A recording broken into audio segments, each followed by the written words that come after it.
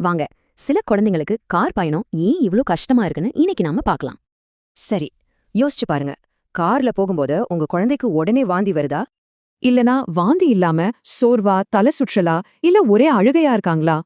முக்கியமா வளைவுகள்ல இல்ல டிராஃபிக்ல வண்டி நின்னு நின்னு போகும்போது இது அதிகமாகுதா? இதுக்கெல்லாம் உங்க பதில் ஆமாம்னா, இது வெறும் பயண அசௌகரியம் இல்ல, ஒரு சென்சரி பிரச்சனையா இருக்கலாம். இது நம்ம உடம்போட பேலன்ஸ் சிஸ்டம், அதாவது வெஸ்டிபியூலர் சிஸ்டம் சம்பந்தப்பட்டது. இது மூளைக்கு சிக்னல் கொடுக்கும். கார்ல போகும்போது உடம்புக்கு வண்டி போறது தெரியும், ஆனா கண்ணு ஒரே இடத்த பார்க்கும். மூளைக்கு ஒரே குழப்பம்தான். ஆட்டிசம் அல்லது ADHD இருக்கிற குழந்தைங்க மாதிரி சென்சரி சென்சிட்டிவிட்டி அதிகமா இருந்தா இந்த குழப்பம் அவங்கள ரொம்ப பாதிக்கும். அப்போ இதுக்கு என்னதான் தீர்வு? வாங்க, கார் பயணத்துக்கான ஒரு sensory first aid kit ready பண்ணலாம். முதல்ல அவங்க பார்க்குற விஷயங்களை கட்டுப்படுத்தலாம். வேகமா போற காட்சிகளை குறைக்கிறது ஒரு நல்ல ஸ்டெப். இப்போ ஒரு சூப்பர் டிப். சூயிங்கம் மாதிரி மெல்லுறதும் உறிஞ்சி குடிக்கிறதும் அவங்கள ரொம்பவே அமைதிப்படுத்தும்.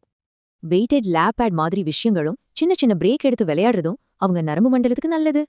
கடைசியா காரோட சத்தம், வாசனை இதையெல்லாம் கட்டுப்படுத்தி அவங்களுக்கு ஒரு அமைதியான சூழலை உருவாக்கலாம். இப்போ ரொம்ப முக்கியமான ஒரு விஷயத்துக்கு வரோம். இந்த பிரச்சனையை நாம பார்க்குற விதத்தையே மாத்தணும்.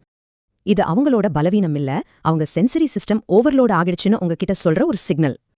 அந்த சிக்னலை புரிஞ்சுக்கிட்டு நீங்க சப்போர்ட் பண்ணா கார் பயணம் கண்டிப்பா கொஞ்சம் கொஞ்சமா ஈஸியாகும். கடைசியா ஒரு கேள்வி. இதே மாதிரி உங்க குழந்தையோட எந்தெந்த நடத்தைகள் ஒரு சென்சரி சிக்னலா இருக்கலாம் யோசிங்க.